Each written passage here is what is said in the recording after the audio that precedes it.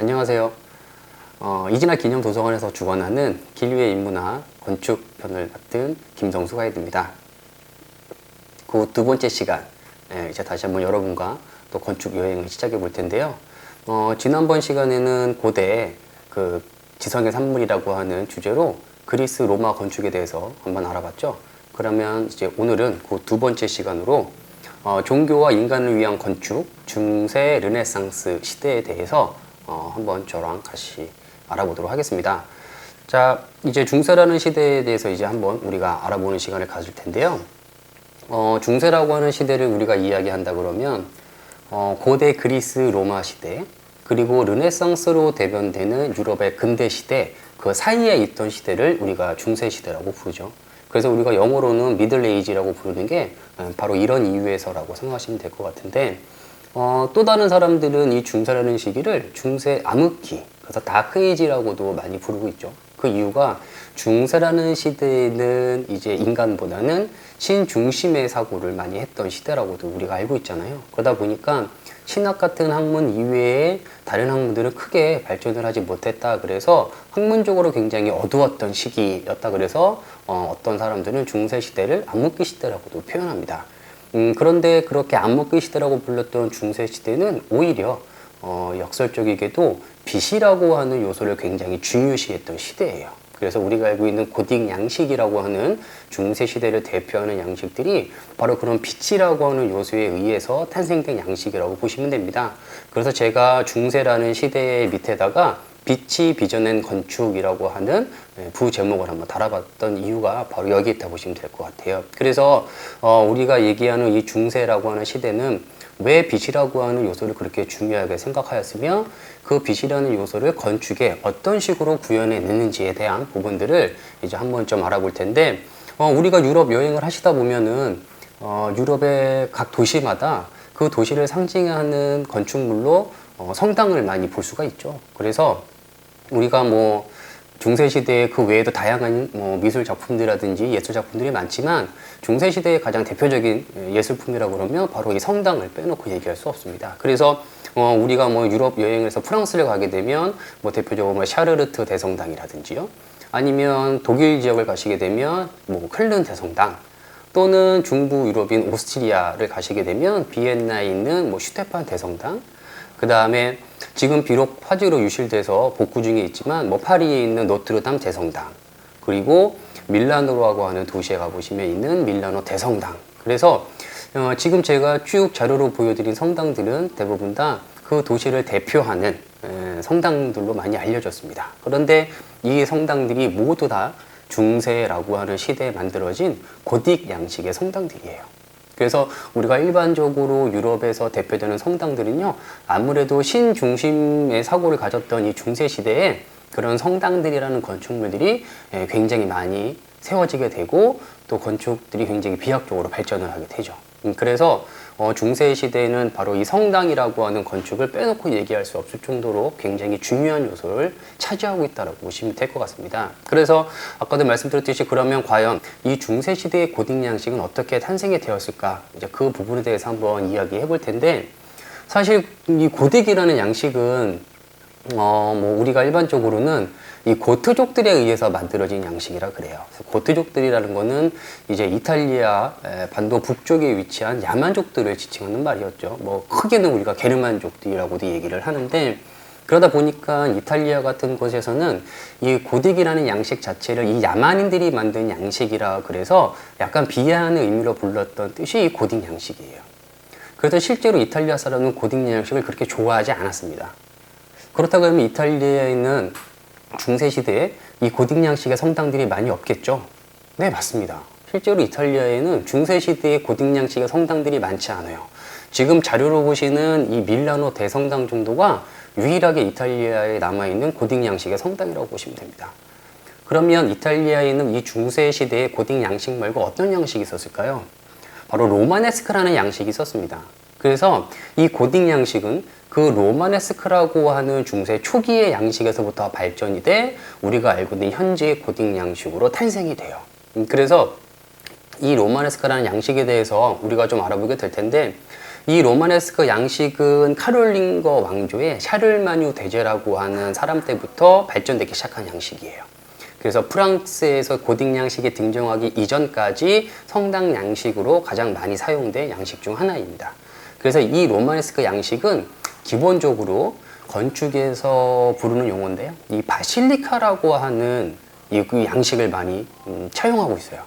그래서 이 바실리카라고 하는 양식이 초기 교회의 구조에 있어서 굉장히 중요한 부분을 차지하게 되는데, 이 바실리카 양식에 로마에서 발전됐던 아치 기술이 합쳐져 그 양식을 우리가 로마네스크 양식이라고 부르고 있습니다. 그래서 이 로마네스크 양식이라고 하는 거는 바실리카 양식과 로마의 아치 구조가 합쳐진 것이다. 그래서 그럼 바실리카라고 하는 구조는 무엇을 얘기하는가? 바실리카 구조는 그냥 간단하게 말씀드리면요, 직사각형 형태의 공간을 바실리카 양식이라고 해요. 그래서 이 바실리카 양식에 대한 이야기를 하다 보면 우리가 이전 시간에 알아봤던 고대 그리스의 신전 양식을 또 이야기를 안 할 수가 없습니다. 그래서 제가 전번 시간에 여러분들에게 아마 이런 자료를 보여드린 기억이 나실지 모르겠어요. 그래서 왼쪽에 보이는 자료가 이 미케네라고 하는 지역에 있었던 메가론이라고 하는 양식을 도면화한 모습이고, 오른쪽에 있는 게 그리스 고전주의 때 많이 만들어졌던 신전 양식들을 크기별로 이렇게 보여드린 거예요. 그래서 이 바실리카라고 하는 거는 어떻게 등장하게 됐냐 하면, 그냥 쉽게 설명드리죠. 이 파르테논 신전 있잖아요. 이 파르테논 신전이 초기에는 그리스 종교의 어떤 그런 신들을 모시는 신전으로 활용이 되죠. 로마도 고대 그리스의 문화를 그대로 답습했기 때문에 그리스의 종교도 그대로 포용을 합니다. 그래서 최초의 로마는 다신교였기 때문에 뭐 그 위에 많은 다양한 종교들을 다 인정하고 포용했어요.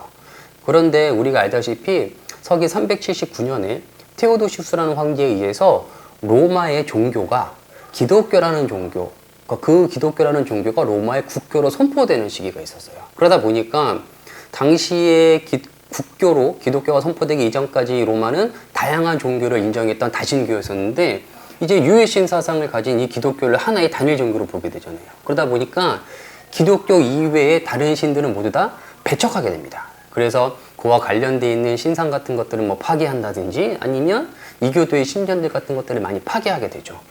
결국에 나중에 이 기독교인들이 이교도 신전들을 파괴하는 과정 중에서 당시에 거대한 규모로 만들어졌던 이 그리스 신전들을 어떤 식으로 활용하면 좋을까라고 고민도 하게 돼요. 그래서 그 일부분을 조금 수정하고 변형을 주어서 당시의 초기의 교회로 또 많이 활용을 하게 됩니다. 고대 이 그리스 신전 양식들을요. 그래서 제가 파르테논 설명할 때 파르테논 이 양식의 특징 중에 하나가 기둥들을 많이 사용했다고 그랬잖아요. 그래서 신을 모시는 내부의 셀러라는 공간 바깥쪽에는 거대한 속죄 지붕을 바치기 위해서 엄청나게 많은 수의 기둥들을 세웠다고 설명을 드렸어요. 그래서 이 자료에서 보시면 이제 가장 오른쪽 편에 해당되는 도면일 텐데, 문제는 이제 이곳 안에서 안쪽에 있는 옛날 신을 모셨던 작은 셀러라고 하는 공간 안에서 사람들이 집회를 하거나 뭐를 하려다 보니까 많은 사람들이 들어갈 수 없었던 거예요. 그래서 규모에 비해서 사실상 활용할 수 있는 내부 공간이 굉장히 제한적이었던 거죠. 그래서 이제 기독교인들이 어떤 식으로 변형을 주냐 하면, 바깥쪽에 독립되어 있던 기둥들의 사이들을 벽돌이나 이런 것들을 전부 다 메꿔버리게 된 겁니다. 그래서 신전이 기둥이 막힌 사방의 벽면의 구조체를 띈 하나의 거대한 공간으로 재탄생하게 돼요. 그래서 그 모양이 직사각형 구조에 사방이 막혀있는 거대한 내부 공간의 형식을 띠게 됐죠. 그래서 이것을 이제 우리가 건축에서 바실리카 양식이라고 얘기를 합니다. 그래서 초기 교회는 이 바실리카 양식에서부터 시작이 돼요. 그래서 우리가 얘기하는 로마의 그 성 베드로 성당이 있죠. 그 성 베드로 성당도 초기에는 이런 바실리카 구조의 교회에서부터 시작을 합니다. 그러다가 나중에 차츰차츰 발전돼 현대에 들어서는 르네상스와 바로크 양식을 띤 성 베드로 성당으로 새롭게 재건축이 된 거죠. 그래서 이 자료에서 보시는 이 모습이 이제 초기 베드로 성당의 모습인데, 말씀드렸다시피 하단 부위 쪽은 직사각형의 거대한 내부 공간이 형성이 되어 있고요. 이제 그 본 내부 안의 공간에 석조와 벽체 기둥을 이용해서 기둥들을 세운 거죠. 그리고 그 위에 목조로 만든 지붕을 덮어서 우리가 그리스 신전에서 이야기하는 초기 가구식 구조, 그래서 상인방과 지주방이라고 하는 형태로 이루어진 아주 기본적인 구조의 가구식 구조를 띠게 돼요. 그래서 이게 초창기 교회의 시작이라고 보시면 됩니다. 그래서 요 보시는 단면도를 다른 또 자료를 통해 보신다면 이제 이런 식으로 만든 거죠. 그래서 우리가 이런 형식의 교회를 바실리카 교회라고 부르게 돼요. 그래서 바실리카 교회라고 하는 거는 뭐 어떤 교회의 권위적인 부분들을 상징해서도 많이 표현이 되지만 또 하나의 건축적 용어로서도 많이 사용되고 있는 게 바실리카 구조라고 보시면 됩니다. 그래서 이런 식으로 또 차츰차츰 조금씩 발전을 이루죠. 그래서 초기 이 로마네스크라는 양식에서부터 시작된 이 교회 양식이 주로 어디서 많이 이루어졌냐 하면 이 로마네스크 양식은 로마를 중심으로 한 이 서유럽 교회에서 많이 발전을 해요. 그런데 아시겠지만 로마가 동서로 분열되는 과정을 겪잖아요. 그래서 우리가 얘기하는 로마 교황청을 중심으로 하는 하나의 교회 세력. 그래서 일명 우리가 여기를 서방교회라고 불렀고요. 그 다음에 이 이스탄불. 그러니까 당시에는 콘스탄티노플이라 불렀겠죠. 그 콘스탄티노플을 중심으로 또 하나의 교회 세력들이 있었어요. 그래서 우리가 여기를 동방교회. 그래서 역사적으로 보면 나중에 이 하나의 단일화되어 있던 교회가 동서로 분열되는 과정을 겪으면서 동방교회와 서방교회 이렇게 두 개의 교회로 분열된다고 하는 얘기를 아마 여러분들이 알고 계실 겁니다. 그래서 이 바실리카 구조는 주로 서유럽, 서방교회에서 많이 사용이 되었고요. 대신에 이 동방교회에서는 자신들만의 독창적인 또 교회 양식이 등장해요. 로마네스크와 맞물려서 이제 그거를 우리가 비잔틴 양식이라고 표현합니다. 그래서 초기 교회에는 두 가지 양식이 존재해요.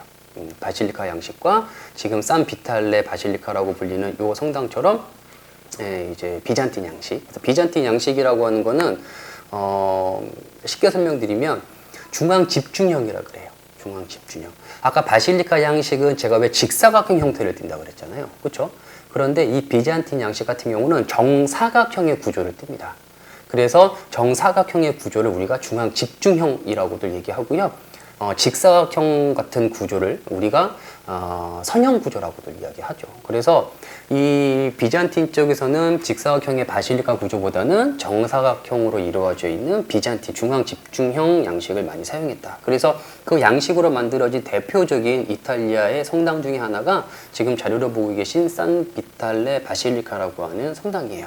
그러니까 이 성당은 이제 이탈리아 북쪽에 위치하고 있는 라벤나라고 하는 도시에 이 성당이 현재 만들어져 있죠.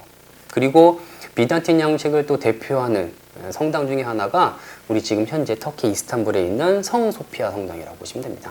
그래서 이 성 소피아 성당과 뭐 산 비탈레 같은 성당들은 주로 동방교회에서 초기 교회 양식으로 많이 사용했던 비잔틴 양식을 따라가고 있다. 그래서 비잔틴 양식의 가장 큰 특징은 중앙 집중형. 그리고 이 비잔틴 양식의 내부는 대부분 화려한 모자이크 타일들 같은 것들을 모자이크 타일 같은 것들을 이용해서 이 벽화라든지 이런 벽 내부를 또 장식했다라고 보시면 됩니다. 그래서 지금 뭐 이 모습은 현재 성 소피아 성당의 모습인데 지금 보시는 이 자료는 이제 산 비탈레 성당의 돔 부분 장식들이에요. 그래서 지금 이렇게 아주 화려한 모자이크 장식으로 이루어져 있는 것들 또한 우리가 말씀드렸던 비잔틴 양식의 큰 특징이라고 해요. 그래서 이 비잔틴 양식은 우리가 추후에 한번 더 이야기를 하도록 하고 우선은 먼저 이 로마네스크 양식에 대한 이야기를 좀 더 이어가 보도록 할게요. 지금 저희가 보고 있는 자료에 두 개의 평면도가 있어요. 그래서 이 노란색으로 표현되어 있는 평면도는요, 성 소피아 성당의 도면이에요. 그리고 이제 오른쪽에 십자가 형태, 우리가 일반적으로 라틴 십자가라고 하죠. 그래서 가로가 짧고요, 세로 길이가 길게 빠져 있는 형식의 십자가를 우리가 라틴 십자가라고 합니다. 그래서 이 라틴 십자가 형태의 서방교회 전형적인 선형 구조 스타일이죠. 그래서 말씀드렸지만 이거를 다른 방법으로 한번 표현하게 되면 비잔틴 양식은 십자가가 가로와 세로 길이가 똑같은 형태예요. 반면 말씀드린 이 서방교회에서는 세로 길이가 가로의 길이보다 더 긴 라틴 십자가 형태를 띠죠. 그래서 우리가 왼쪽에 있는 십자가를 그래서 우리가 왼쪽 편에 나와 있는 십자가를 그리스 십자가라고도 하고요. 그릭 십자가라고도 하고 그다음에 이제 오른쪽에 있는 십자가를 라틴 십자가라고도 부릅니다. 그래서 같은 성당이지만 지역의 어떤 그 양식에 따라서 이렇게 십자가의 형태도 조금 다르게 표현되어 있다, 이렇게 보시면 될 것 같아요. 그래서 이 선형 구조가 발달됐던 가장 큰 이유는 말씀드렸지만 이 카롤링거 왕조 때 이런 형식의 구조들이 등장한다고 말씀드렸잖아요. 뭐 로마네스크 양식 자체가. 그래서 이 카롤링거 왕조 때 이 제식의 정비가 좀 일어나요.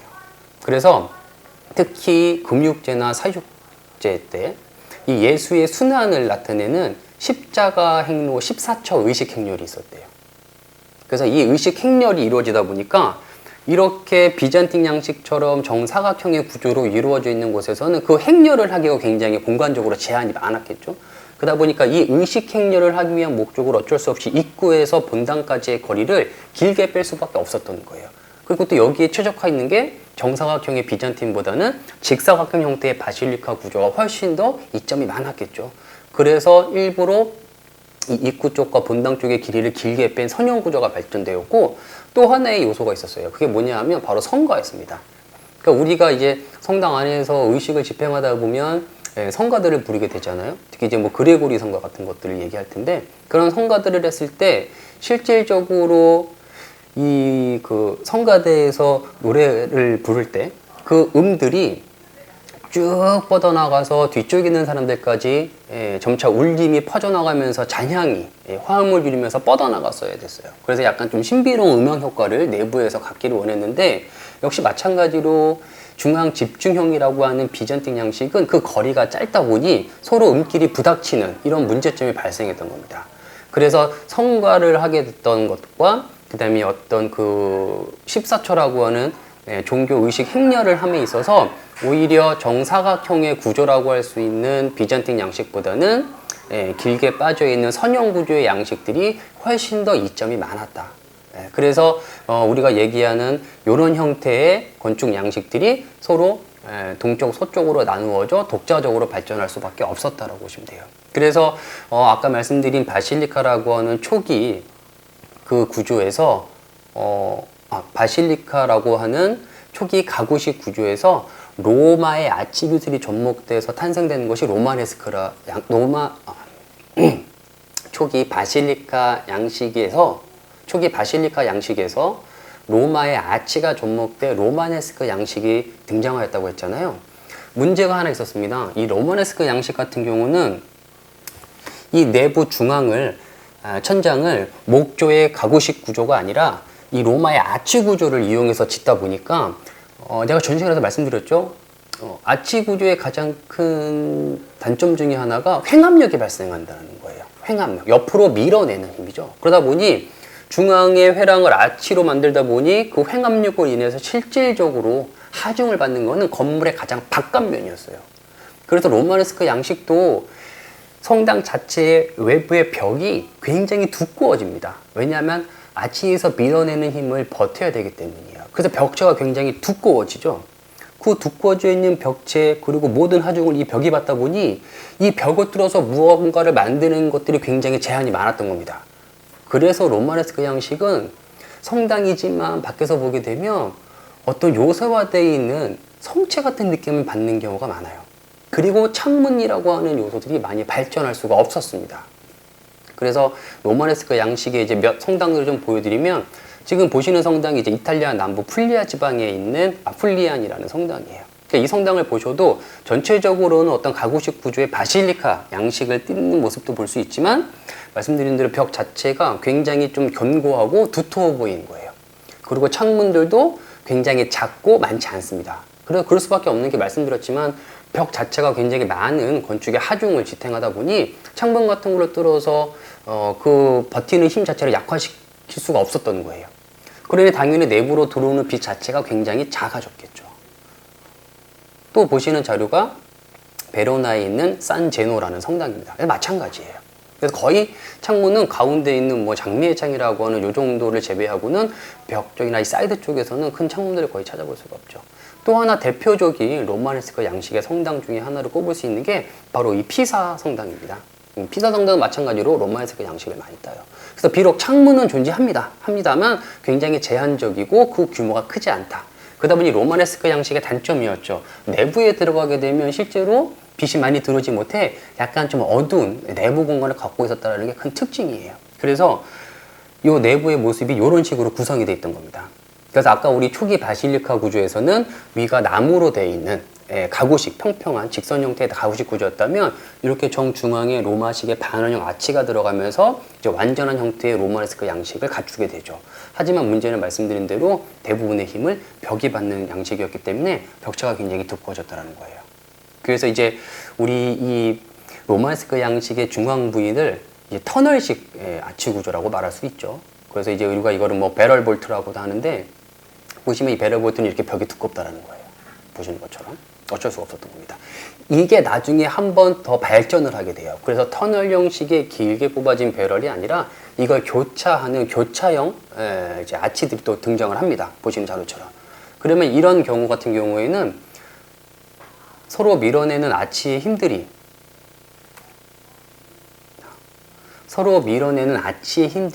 서로 교차되어 있다 보니까 부닥치게 되겠죠. 그래서 부닥치는 그 힘들이 바로 독립되어 있는 네 개의 기둥 사이로 떨어지게 돼요. 그래서 이렇게 교차되는 형태의 볼트들은 나중에 고딕 양식의 발전에 있어서 또 굉장히 중요한 요소로 활용되었다고 보시면 될 것 같습니다. 그래서 고딕 양식이 등장하기 전 이 로마네스크 양식은 말씀드린 대로 그런 단점들이 있었기 때문에 항상 그 사람들한테는 고민이었어요. 어떻게 하면 성당 내부로 더 많은 빛을 끌어들일 수 있을까? 성당 내부로 더 많은 빛을 끌어들이기 위한 그들의 결과물로 탄생된 것이 바로 이 고딕 양식이라고 보면 됩니다. 그러면 왜 그들은 성당 내부에 많은 빛을 끌어들이려고 했을까요? 이제 그 부분에 대해서 한번 여러분과 이야기를 좀 해보려고 합니다. 그래서 빛에 대한 열망이 결국 고딕 양식을 탄생시켰다라고 제가 이 자료에 적어놨는데, 그러면 빛이라고 하는 건 도대체 어떤 의미를 담고 있을까요? 자, 여러분들 뭐 이 그림을 혹시 알고 계신 분들도 계실지 모르겠습니다. 지금 보시는 이 그림은 이탈리아 로마의 그 바티칸에 가시면 바티칸 궁전 내부에 라파엘로라고 하는 방이 있어요. 4개로 연석된 방인데 그 라파엘로 방에 그려진 벽화 중에 한 장면입니다. 이 내용은 무엇을 담고 있냐면 콘스탄티누스라고 하는 대제가 막센티우스라는 로마에 남아있던 마지막 황제와 일전을 벌이기 전 병사들 앞에서 이제 연설을 하던 모습이에요. 당시에 콘스탄티누스가 등장하기 이전에 디오클레티아누스라는 황제가 있었는데, 이 디오클레티아누스라는 황제 때는 이 로마의 제국이 너무 영토가 광활하다 보니까 황제 혼자서 통치하기 너무 어려웠던 거예요. 그래서 이 거대한 제국을 4등분해서 나누게 됩니다. 그래가지고 각 지역에 정제라고 하는 인물 한 명씩을 두어서 통치를 하게 했고, 그 정제를 보조할 수 있는 부제라고 하는 또 다른 직책을 만들어서 총 4명이 분할되어 제국을 통치했던 거예요. 그래서 사두정치라고 하는 제도를 등장시켜요. 근데 문제는 이게 잘 유지됐으면 좋은데 항상 그렇지만 어떤 막강한 힘을 갖고 있다면 그 힘을 본인 한 명이 독점하고 싶은 욕심들이 있었겠죠. 그러다 보니까 그런 불순한 마음을 가졌던 세력들에 의해서 좋은 의미의 제도가 퇴색되기 시작해요. 그래서 나중에 사두 정치는 서로 이제 힘 있는 이 군인들이죠, 장군들이 막 등장하게 되면서 뭐 육두 정치까지도 발전을 하게 됩니다. 그래서 그것을 다시 하나의 제국으로 통일시킨 게 콘스탄티누스 대제예요. 그래서 이 콘스탄티누스 대제가 마지막으로 남은 서로마의 황제였던 막센티우스라는 장군하고 마지막 길전을 벌이기 전 연설을 했는데, 그 연설을 하던 중에 갑자기 하늘에서 이 그림을 보시면 알겠지만 천사들이 십자가를 들고 나타났대요. 그러고 나서 이런 어떤 글자가 새겨져 있는 계시를 받은 거예요. 그게 뭐였냐면 너는 이 표식으로 승리할 것이다. 그래서 이제 결국에는 그 이야기를 들었던 콘스탄티누스가 전쟁을 나가기 전 자신들의 병사의 방패와 또는 이제 깃발 밑에다가 그 십자가의 표식을 하고 전쟁에 나가 결국 승리를 해 분열됐던 로마를 재통일하죠. 그래서 콘스탄티누스는 자신의 이 승리가 신의 계시에 의해서 이루어졌다라고 생각하여 그가 밀라노 칙령으로 기독교를 하나의 종교로 인정하게 되면서 오랜 시간 기독교의 박해가 끝을 맺게 됐다는 얘기를 아마 여러분들이 알고 계신 분들은 한 번쯤 들어보셨을 겁니다. 자, 문제는 그렇게 기독교가 하나의 종교로 공인되면서부터 그동안 지하에 숨어서 활동하던 기독교인들이 어떻게 되겠어요? 이제 밖으로 세상에 나와서 활동을 하게 되겠죠. 제약 없이. 그러면서 그동안 그들이 하지 못했던 여러 가지 일을 하는데 그 중에 하나가 뭐였냐면 당시에는 이렇게 드러내놓고 활동을 할 수 없다 보니까 지역마다 갖고 있었던 다양한 교회들이 있었겠죠.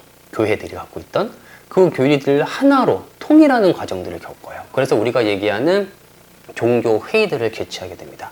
그 대표적인 뭐 종교회 중에 우리가 알고 있는 뭐 니케아 공회회 같은 것들이 있죠. 그래서 그 니케아 공회를 통해 우리가 알고 있는 뭐 성삼일체론이라든지 이런 것들이 정립돼 나가기 시작을 해요. 그러면서 당시에 한 신학자가 등장합니다. 그 사람이 누구냐 하면 성 아우구스티누스예요. 이 자료에서 보시는. 그래서 이제 354년부터 430년까지 활동했던 뭐 신학자이자 성직자였는데 이 사람이 이제 로마 카톨릭의 4대 교부 중 한 명이라고 불립니다. 그래서 지금 자료에서 보시는 성 아우구스티누스를 비롯해서 성 암브로시우스, 성 그레고리우스, 성 제롬이라고 하는 인물까지 해서 총 4명의 카톨릭 4대 교부가 있죠. 그 중에 성 아우구스티누스라는 사람은 어떤 활동을 했냐면 바로 이 중세 철학을 정립한 겁니다. 그래서 우리가 이 중세 철학을 또 다른 말로는 교부 철학이라고도 하죠. 그래서 이 아우구스티누스가 했던 가장 중요한 역할은 어떤 교회를 이끌어 나갈 때 가장 중요한 사상을 확립하기 시작한 사람이에요. 그래서 중세 철학의 아주 기본을 다지게 된 사람이죠. 그리고 또 이 사람은 고백록 또는 뭐 성삼일체론이라고 하는 책을 또 집필한 저술가로도 많이 알려져 있죠. 그래서 이 성 아우구스티누스가 중세 교부 철학을 정립함에 있어서 차용한 또 다른 철학이 있어요. 인용한 철학이죠. 그게 뭐냐 하면 고대 그리스 철학입니다. 그래서 어떤 철학들을 많이 수용했냐면 바로 플라톤의 철학이에요.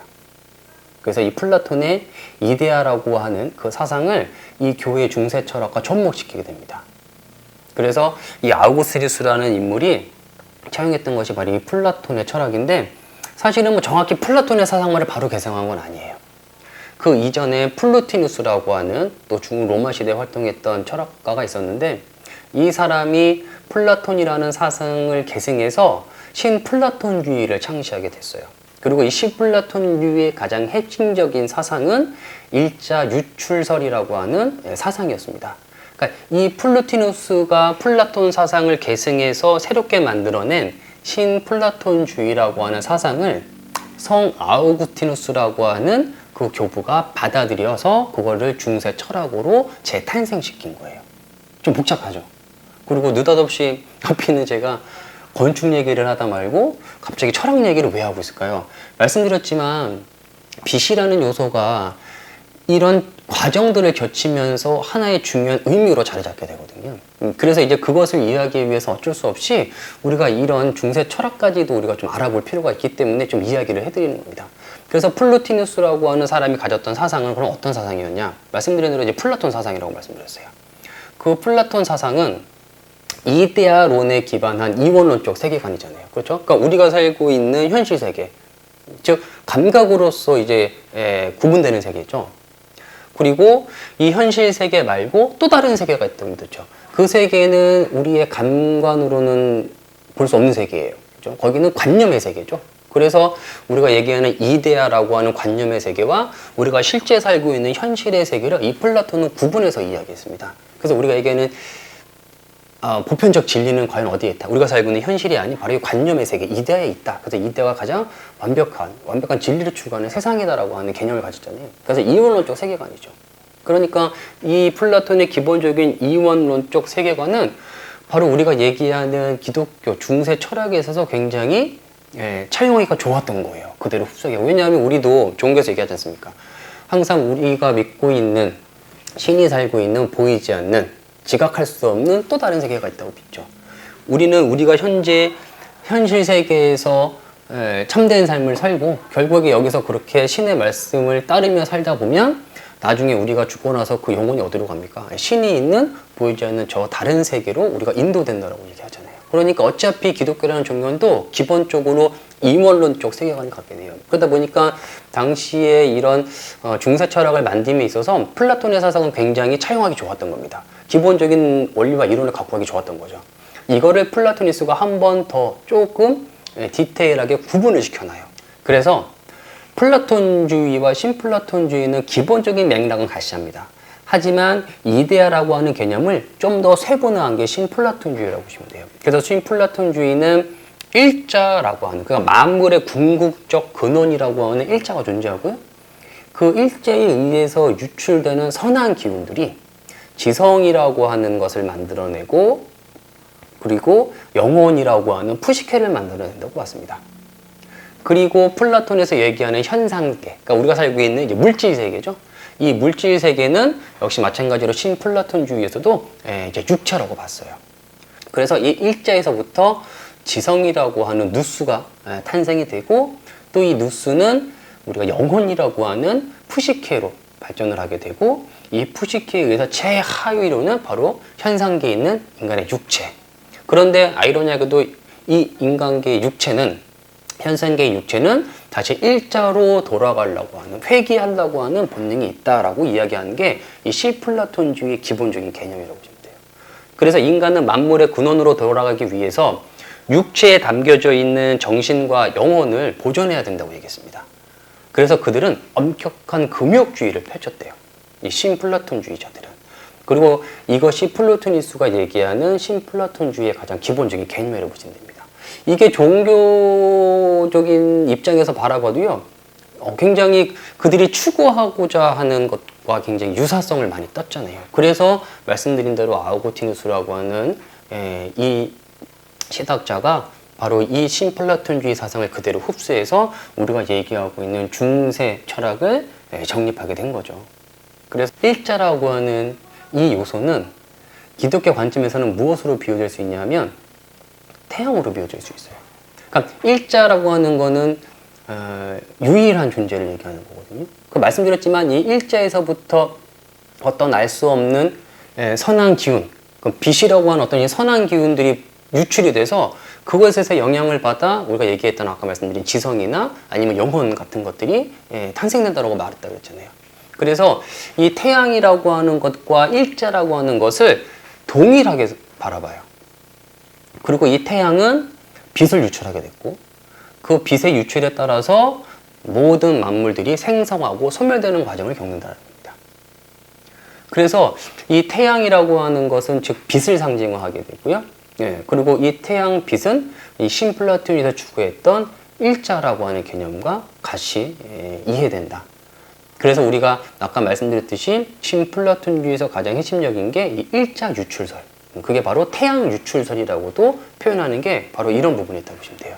그러니까 중세 철학에 있어서 그들이 섬기는 신, 유일신, 그 유일신이 이 세상을 창조했잖아요. 그렇죠? 선한 기운을 갖고서. 그래서 우리가 얘기하는 육체도 바로 신의 이런 영향력에 의해서 탄생이 됐기 때문에 곧 종교적으로 신은 세상에 떠 있는 유일한 존재인 태양과 거의 동일시됩니다. 그래서 우리가 왜 성경에 보면 이런 내용들이 많죠. 뭐 지금 제가 적어놓은 게 있는데, 뭐 시편 27장 1절에 보면 여호와는 나의 빛이요 나의 구원이니 내가 누구를 두려워하리요. 또는 요한 9장 5절에 보면 내가 세상에 있는 동안 세상의 빛이로다 또 라고 이야기하셨대요. 그리고 역시 마찬가지로 요한복음 8장 12절에 보면 예수께서 또 일러 가라사대 나는 세상의 빛이니 나를 따르는 자는 어둠에 다니지 아니하고 생명의 빛을 얻으리라. 그래서 우리가 성경의 내용을 보게 되면 신 스스로, 하느님 스스로 자신을 빛에 빗대어 표현한 경우가 굉장히 많아요. 그건 말씀드렸던 바로 이 신플라톤주의 기본적인 사상을 중세 철학에 흡수했기 때문에 그렇다고 보시면 될 것 같아요. 그래서 빛은 곧 누구를 상징하는 겁니까? 바로 이 세상과 만물을 창조하신 창조주, 즉 하느님을 상징하는 거겠죠. 그리고 이 성당이라는 것은 어떤 공간이에요? 바로 이 창조주 신을 위해 인간이 만든 공간이에요. 그러니까 여기는 신의 공간인 거잖아요. 신이 계셔야 합니다. 그래야 우리가 성당에 들어가 그 신을 영접할 수 있는 거죠. 그러다 보니까 빛으로 대변되는 그 신이 성당 안에 가득 들어와 있어야겠죠. 그런데 아까 말씀드린 로마네스크 양식으로는 크게 표현될 수가 크게 구현될 수가 없었던 겁니다. 왜냐하면 벽체가 어둡고 창문 같은 것들을 많이 만들 수도 없었고 그 크기가 작다 보니까 굉장히 제한적인 빛만 들어왔겠죠. 그래서 그들이 고민한 거예요. 어떻게 하면 이 성당이라고 하는 신을 모시고 담는 공간 안에 어떻게 신으로 가득 채울 수 있을까? 그걸 고민한 결과의 탄생물이 바로 고딩 양식이 되는 겁니다. 그래서 이 고딕 양식을 처음으로 탄생시킨 사람이 이제 생드니 수도 원장이었던 쉬제르라고 하는 인물이었다고 하죠. 그래서 이 생드니 대성당 같은 경우가 이런 고딕 양식의 출발점의 성당이라고 보시면 돼요. 그래서 우리가 얘기하는 이 고딕 양식은 바로 중세에서 갖고 있었던 그 철학의 정신들이 건축적으로 구현된 게 고딕 양식이 되는 겁니다. 그래서 이 생드니 대성당 같은 경우는 7세기경에 이제 다고베르 1세라고 하는 인물에 의해서 지어졌어요. 그래서 1144년에 현재의 모습으로 다시 재탄생이 된 건데, 외관에서는 아직까지 로마네스크의 양식에서 크게 벗어나지는 못했다고 말할 수 있습니다. 하지만 우리가 얘기하는 고딕 양식의 전형적인 특징적 요소들은 이미 이 성당 안에 나타나고 있었어요. 그래서 고딕 양식의 큰 특징을 꼽는다면 첨두형 아치라고 하는 형태의 아치가 등장해요. 그러니까 로마의 아치라고 하는 건 반원형의 아치였잖아요. 그런데 첨두형 아치라는 것은 약간 끝이 뾰족해지는 형태의 아치였습니다. 그래서 아까 제가 말씀드린 로마형의 어떤 반원형 아치는 이 아치의 하중이 옆으로 분산된다고 말씀드렸죠. 그래서 횡압력이라는 게 발생돼 그것을 지지하는 벽이 두꺼워진다라고 얘기를 했어요. 그런데 이 사람들이 이 로마의 반원형 아치를 조금 끝이 뾰족한 형태의 첨두형 아치로 변형시키다 보니까 이게 힘이 옆으로 분산되는 것이 아니라 이 뾰족한 아치의 특성상 힘이 밑으로 떨어져 벽이 아닌 그 기둥, 아치를 받치는 기둥 자체로 떨어져 버린 거예요. 그러다 보니까 벽이 힘을 받지 않아 어떻게 되겠어요? 벽체가 얇아질 수 있었겠죠. 그리고 기둥들이 힘을 받다 보니 어떻게 돼요? 기둥과 기둥 사이 기둥이 힘을 받다 보니 기둥과 기둥 사이의 공간이 필요 없게 됩니다. 메꿀 필요가 없게 돼요. 그래서 그런 공간들을 우리가 얘기하는 스테인드 글라스라고 하는 곳으로 대체시켜버린 거죠. 그래서 이 생드니 대성당 내부에 보면 이제 내부가 이런 모습인데요. 말씀드린 대로 이렇게 끝이 뾰족한 형태의 첨두형 아치라는 게 등장하죠. 그래서 어떻게 보면 이 첨두형 아치가 고딕 양식의 비약적 발전을 가져온 겁니다. 벽이 얇아지는 결과를 가져왔고, 그 다음에 기둥과 기둥이 힘을 받다 보니 기둥 사이의 공간들을 다른 어떤 요소로 대체해서 채워넣을 수 있게 된 거예요. 그래서 이런 첨두형 아치의 발전이 가장 중요하고, 그 다음 또 하나가 이제 늑골형 아치라고 해요. 그래서 이제 이 자료를 보시면 이런 식으로 기둥들이 독립된 힘을 받게 되는 겁니다. 초기 그리스 신전에서 등장했던 가구식 구조예요. 전형적으로 힘의 하중이 중력에 의해서 밑으로 떨어진다고 얘기를 하죠. 그리고 두 번째 있는 게 말씀드린 로마형 아치입니다. 그래서 로마형 아치는 이 반원형 구조의 특성상 힘이 옆으로 밀리는 횡압력이 발생한다는 거. 그리고 마지막으로 이제 고딕 양식에 사용된 첨두형 아치는 힘이 바로 수직적으로 떨어져서 기둥이 힘을 받게 된다는 사실이에요. 그래서 이런 첨두형 아치가 가장 큰 요소 중에 하나고, 또 하나가 늑골형 궁룡이라고 합니다. 늑골형 궁룡 자체가 너무 어렵잖아요, 이런 말들이. 그래서 제가 왜 건축이 이런 굉장히 좀 복잡한 용어들이 많이 등장을 해서 좀 어려운데, 그냥 단순히 얘기하면 뼈 형태를 표현한 그 궁룡이라는 뜻이에요. 천장이요. 그래서 요런 형식의 얘기를 한 겁니다. 그래서 첨두형의 이 아치들이 이렇게 교차되면서 만들어낸 그런 구조의 천장 양식을 늑골형 궁룡이다 라고 얘기한다고 여러분들이 또 간단히 이해해 주시면 될 것 같고요. 문제는 이렇게 첨두형 아치라고 하는 것들이 높이 쌓는 데 있어서 굉장히 유리했던 겁니다.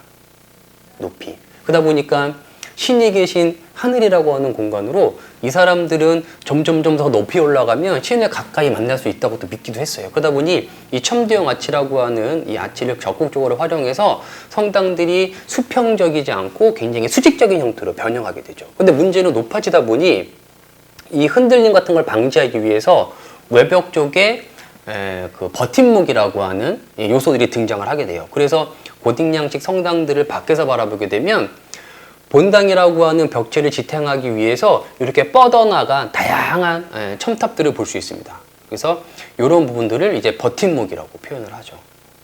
그래서 플라잉 버레트라고 하는 이런 요소들도 고딕 양식에서만 등장하는 특징적인 양식 중에 하나다라고 보시면 됩니다. 그래서 내부의 고딕 양식을 조금 도면화해서 보게 되면 이제 이런 형태로 이루어져 있는 거예요.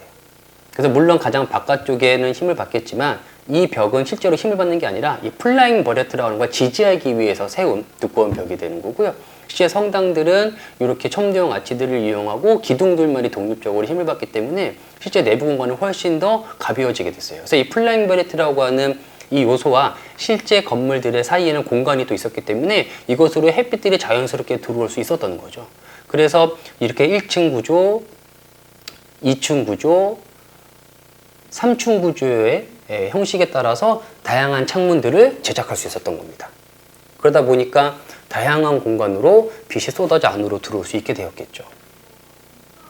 이런 식으로. 그렇죠? 그렇게 해서 고딕 양식의 스테인드 글라스라고 하는 요소가 등장하게 된 가장 핵심적인 것은 바로 이 빛이라는 요소를 어떻게 하면 내부로 많이 끌어들일 수 있을까라고 하는 영향에서 만들어졌고, 이제 그렇게 완성이 되다 보니 이제 스테인 글라스도 어떤 모형화하기 시작하죠. 그래서 대표적으로 이런 장미의 창, 원형으로 이루어져 있는 장미의 창이라고 하는 굉장히 큰 규모의 창들을 또 주로 성당의 입구 쪽에 많이 제작을 하게 됩니다. 그래서 뭐 창세기의 내용이라든지 최후의 심판 같은 내용들을 주로 많이 묘사를 하게 되죠. 그래서 이 장미의 창이라는 것은 또 성모 마리아 이렇게 봉헌된 창이라고도 이야기를 하게 됩니다. 그래서 이런 원형의 거대한 장미의 창 또한 우리가 얘기하는 중세 고딕 양식에서 볼 수 있는 또 특징 중에 하나라고 생각하시면 될 것 같아요. 그래서 이제 한번 뭐 마무리 해보죠. 마무리하면 이럴 것 같아요. 고딕 양식이 되게 높은 형태, 수직적 형태를 띠는 것은 바로 이 첨두형이라는 아치 때문에 그것이 가능하였고, 신에게 좀 가까이 다가가고자 하는 인간의 욕심을 표현한 것이 바로 이 고딕 양식이라고 생각하시면 될 것 같아요. 그리고 이 첨두형의 아치가 생겨나게 된 가장 큰 이유는 로마네스크 양식이 가졌던 이 단점들을 보완하기 위한 결과물로서 탄생이 된 건데, 이 로마네스크가 가졌던 가장 큰 단점 중에 하나는 내부에 빛이 많이 들어오지 못했다는 겁니다. 즉 내부에 신이라는 존재를 건물 안의 공간으로 많이 받아들일 수 없었다는 단점 때문이었어요.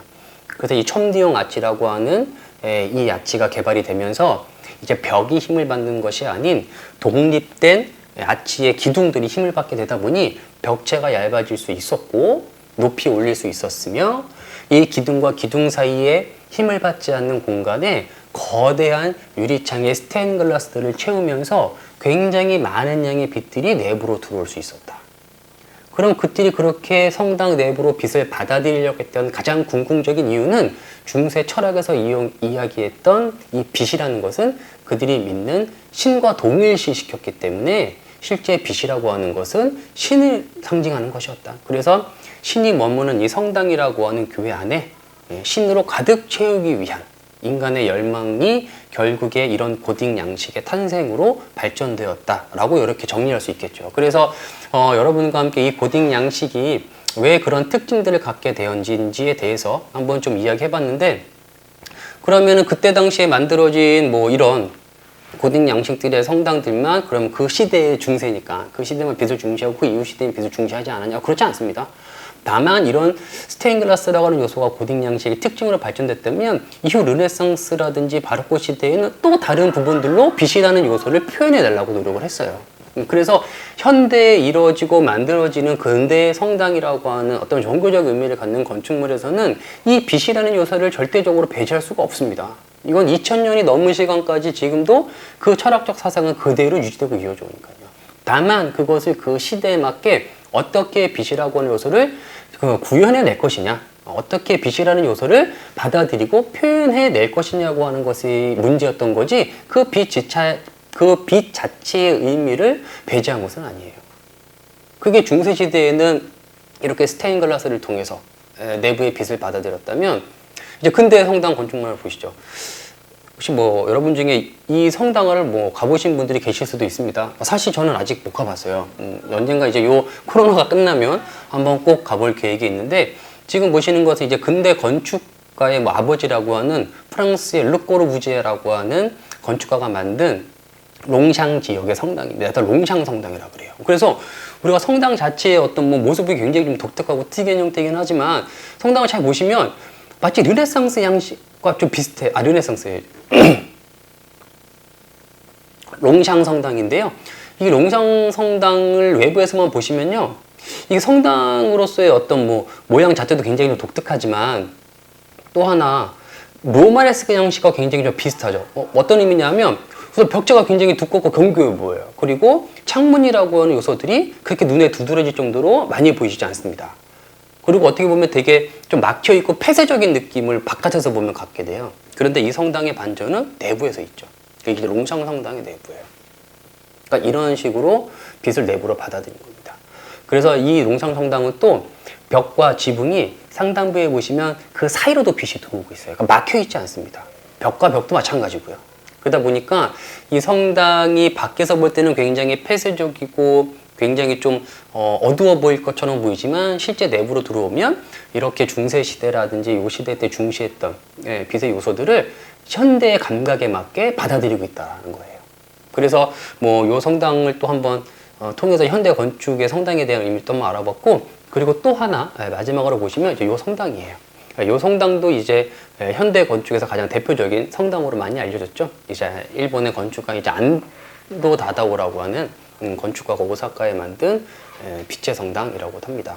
그래서 이 성당도 마찬가지. 이제 콘크리트로 보시면 뭐 거의 사방에 딱 막혀 있는 그런 구조의 성당인데, 안에 들어가서 보면 그렇죠.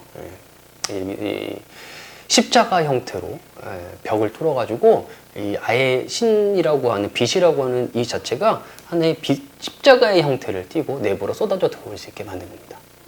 그래서 말씀드렸다시피 성당이라고 하는 종교적 준물은 이 중세시대에 정립된 그 빛이라는 요소, 신으로 대변되는 이 요소를 절대 배제할 수가 없다는 거예요. 시대에 따라서 그걸 어떻게 구현하느냐, 이거에 대한 문제만 있었을 뿐 그 요소 자체를 배제할 수 없었다.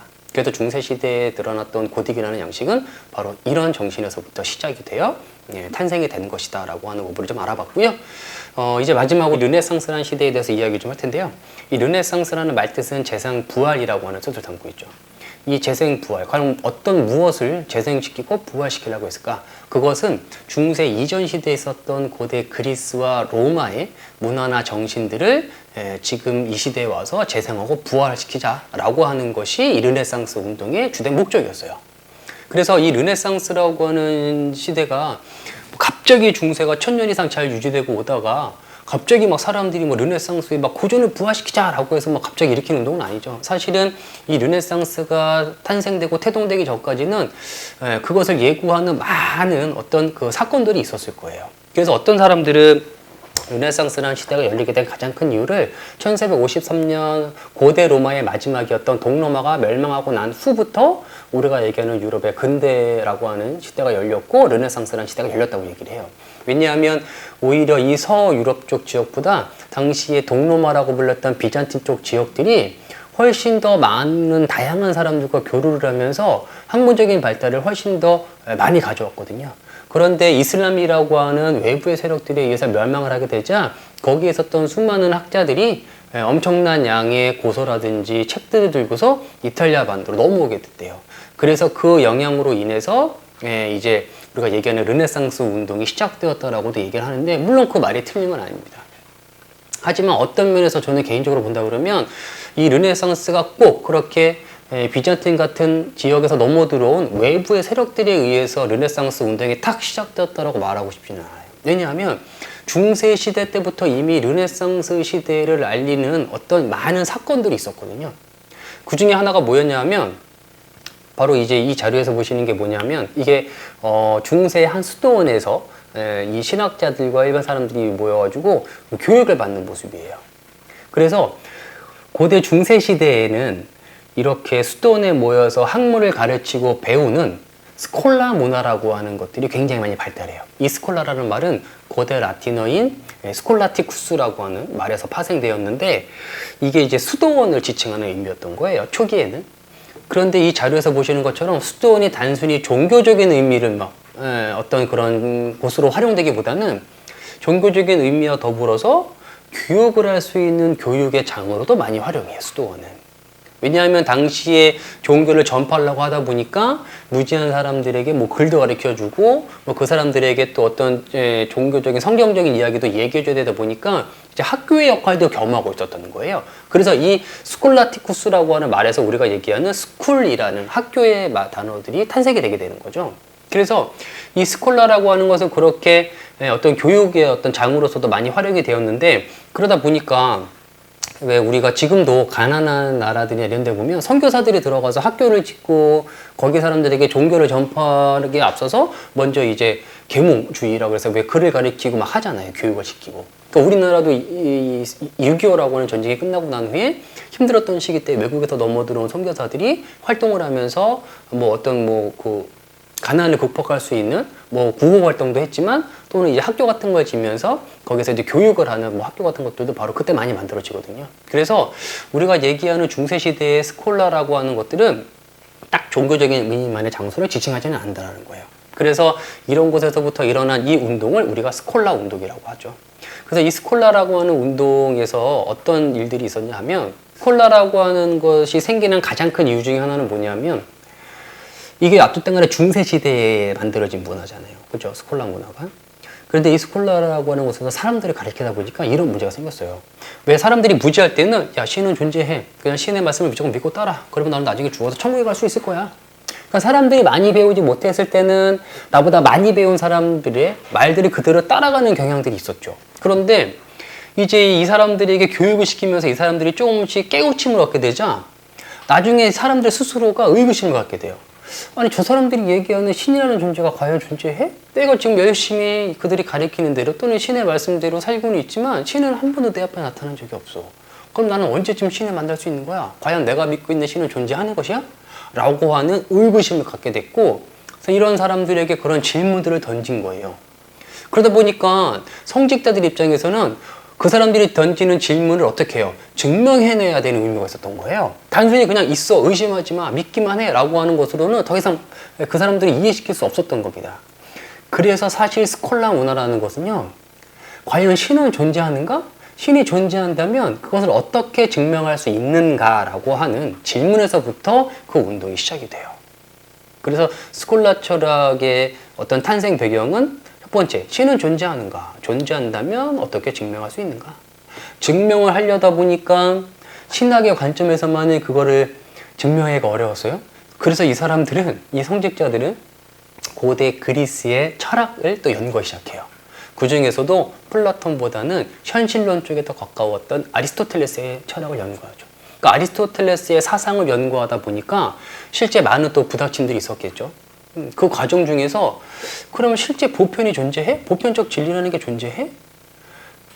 그럼 이 보편은 실제 존재하는 거야? 아니면 그냥 단순히 이름만 있는 것인가? 라고 하는 이런 대립도 일어나게 돼요. 이걸 우리가 이제 보편 논쟁이라고 하죠. 그러니까 이것까지 깊게 다루진 않겠습니다. 그래서 이런 보편 논쟁들이 결국에 일어나게 됐어요. 그러다 보니까 결국에는 어떤 가치관이 등장하냐? 이게 제일 중요하죠. 중세시대의 이 스콜라 철학에서 이런 활동들이 일어나면서 결국에는 개인적인 것과 개별적인 것에 대한 가치를 중시하게 됩니다. 중세라는 시대에서는 개인적이고 개별적인 것에 가치를 줄 수가 없어요. 사실. 그렇잖아요. 왜냐하면 보편적인 진리, 보편적인 어떤 그 하나의 단일화되어 있는 사상 안에서 사람들에게 종교를 전파하는 게 훨씬 더 수월하잖아요. 그러니까 개개인이 느끼는 것들보다는 하나의 어떤 공통되어 있는 생각을 공유할 수 있는 보편적인 논리들이 굉장히 중요했던 거예요. 그러니까 보편이 깨진다라는 거는 그들이 얘기하는 종교라는 것이 깨질 수도 있겠다라고 하는 위험성이 등장해요. 하지만 스콜라 철학의 후기로 가면 갈수록 실질적으로 개인적인 것과 개별적인 것에 대한 가치를 사람들이 생각하게 됩니다. 네. 그러고 나서 이제 그런 것들이 결국에 유니베르시타라는 운동으로 확산이 되었고, 그 유니베르시타라는 운동은 결국 우리가 얘기하는 유니버시티, 대학이라고 하는 것의 등장으로까지 이끌어오게 돼요. 네. 그래서 중세시대에 등장하는 많은 대학들이 있죠. 지금 보시는 이탈리아의 볼로냐 대학, 세계 최초의 대회라고 하죠. 1088년에 만들어진 대학이고요. 그 다음에 1257년도에 만들어졌던 프랑스의 소르본 대학 같은 것들이 이렇게 시작이 돼요.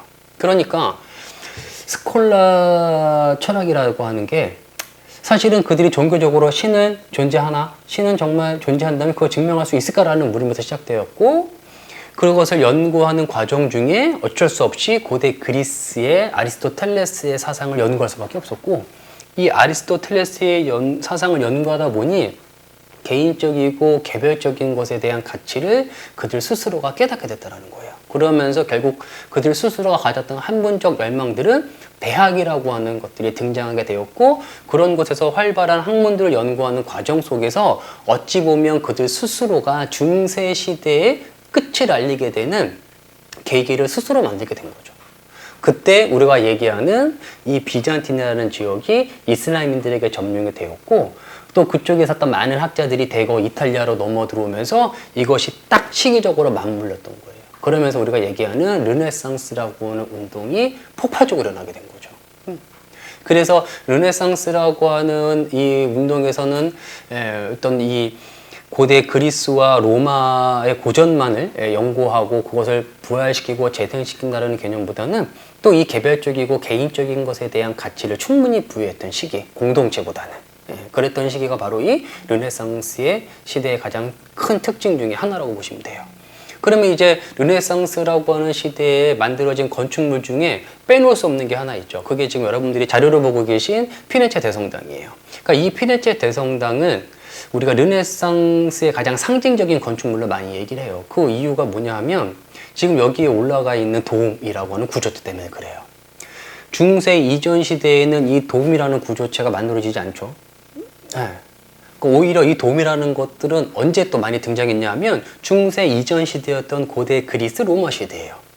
그러니까 오히려 고대 로마 시대 때 이 돔이라는 구조체가 훨씬 더 많이 활용되죠. 아치라는 공법을 응용한 거니까요. 그렇죠? 그래서 대표적으로 이런 판테온이 있죠. 판테온. 그러니까 판테온이 로마 시대의 아치를 360도 회전시켜서 돔이라고 하는 형태의 구조체를 띈 건축물, 신전을 만들었고요. 그 다음 또 하나가 이제 비잔틴 제국 에서 만들어진 이 성소피아 성당 같은 경우가 바로 이 돔이라는 구조체가 올라간 어떻게 보면 최초의 성당이라고 볼 수 있어요. 그러니까 이런 식으로 르네상스 시대는 고전을 다시 이제 부활시킨 시대잖아요. 그러다 보니까 이 피렌체 대성당을 짓는 데 있어서도 이 돔이라는 구조체를 올리는 것을 굉장히 좀 중요하게 생각했던 것 같아요. 근데 문제는 그때 당시에 기술력으로는 그 돔을 올리는 게 굉장히 어려웠던 거예요. 그래서 그 돔을 결국에 브루넬리스키라고 하는 인물이 완성시킴으로써 새로운 시대의 서막을 알리게 되죠. 이 피렌체 대성당이. 왜냐하면 고전을 다시 재활용한 거잖아요. 고전의 오히를 그대로 활용해서 돔이라고 하는 형태의 성당을 만들어냈으니까요. 이전 중세 시대에는 볼 수 없었던. 그래서 이제 새로운 시대를 알리게 된 가장 상징적인 건축물이 아까 보여드렸던 이 피렌체의 대성당 같은 경우입니다. 그렇다 그러면 이런 질문을 던질 수 있죠. 저는 사실은 이게 되게 궁금했거든요. 그러니까 단순히 르네상스 양식은 돔이라는 구조체가 들어가면 르네상스 양식이야. 그리고 고딕이라는 양식은 뾰족한 첨도형 아치와 수직적인 굉장히 높은 첨탑들을 갖고 있고 스테인드 글라스가 내부에 많이 들어가 있으면 이런 특징들이 있으면 고딕 양식이야 라고 말할 수 있겠죠. 근데 저는 항상 그렇지만 그럼 왜 르네상스 시대에 이 돔이라고 하는 것이 과연 고대에도 그렇고 어떤 의미였길래 이 돔이라고 하는 걸 사람들이 다시 르네상스 시대에 구현해내려 했을까? 그래서 조금 나름대로 여러분들 찾아보니까 이 돔이라는 건 그냥 되게 단순한 의미더라고요. 바로 하늘을 상징해요. 하늘. 그러니까 이 성당이라는 곳은 신이 머무는 또 공간이잖아요. 그리고 신은 어디에 있습니까? 바로 이 우리가 얘기하는 하늘의 세계에 있잖아요. 그러니까 성당이라는 건축을 작은 세계로 본다면 하늘이라고 하는 의미의 이 돔 형태를 쌓아 올림으로써 완전하다고 르네상스 시대의 사람들은 봤겠죠. 그러면 이전 고대 로마나 이런 시대 때의 돔이라는 건요. 그냥 같은 의미였다고 보시면 될 것 같습니다. 하나의 거대한 우주. 그래서 제가 왜 판테온 설명할 때 판테온이 43.5m의 거대한 구로 이루어져 있다고 그랬잖아요. 그 구원이라는 것은 하나의 우주를 상징한다고 하잖아요. 그래서 그런 같은 맥락에서 해석해서 르네상스 시대에 그런 돔 구조체를 올리는 걸 굉장히 사람들은 당시에 중요시하게 생각했었다. 그래야만 새로운 시대가 탄생되었다는 것을 알릴 수 있었다라고 생각하시면 됩니다. 그래서 우리가 얘기하는 이 돔이라는 구조 자체가 그런 의미를 갖고 있다고 보시면 돼요. 그러니까 굉장히 중요했겠죠. 그런데 사실 이 돔이라는 구조는 로마 시대 때 갑자기 등장한 건 아니에요. 그 이전 시대의 메소포타미아나 아시아의 문명에서 이미 돔이라는 형태의 구조체들은 이미 등장을 했었어요, 사실은.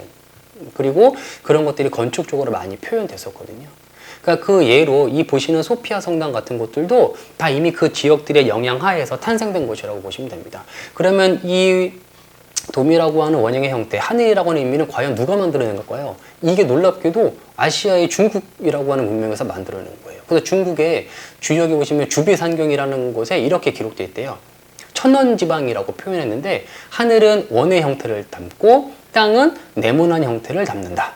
그래서 이 천원지방이라고 하는 이 사상이 나중에 중국인들에 의해서 시작이 되었고 이게 자연스럽게 이 중동 지역 사람들, 메소포타미아 지역 사람들과 활발한 교류를 했던 그 사람들에 의해서 자연스럽게 그 지역으로 넘어갔겠죠.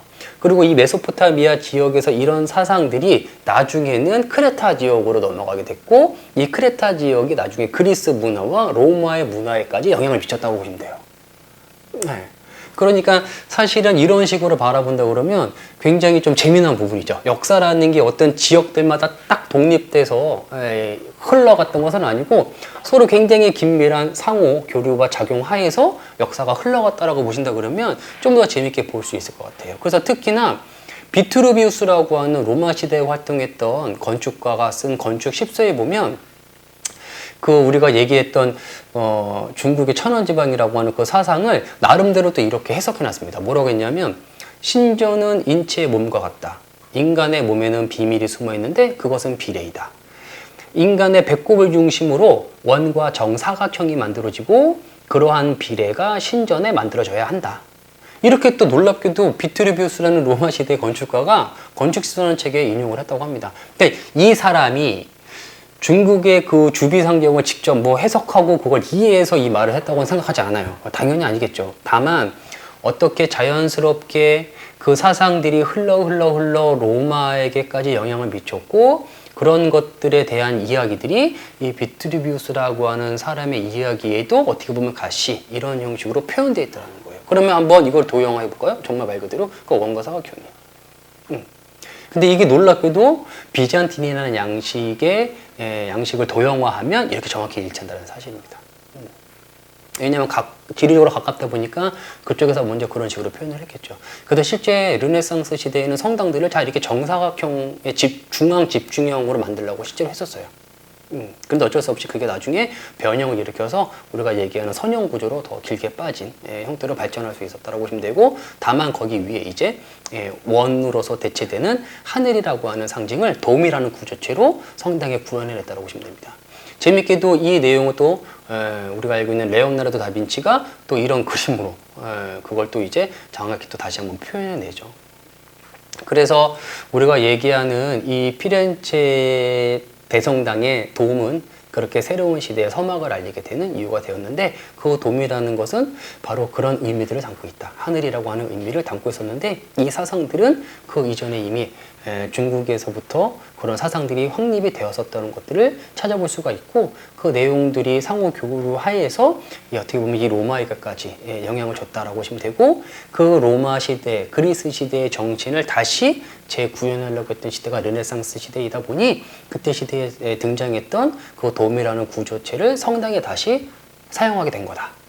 그리고 그 시작이 바로 피렌체 대성당이다. 그래서 피렌체 대성당은 1296년도에 공사가 시작돼서 1418년까지요 성당에 돔만 올리지 못한 채 이렇게 미완성으로 남아버려요. 그래서 이 문제를 해결한 것이 브루넬리스키죠.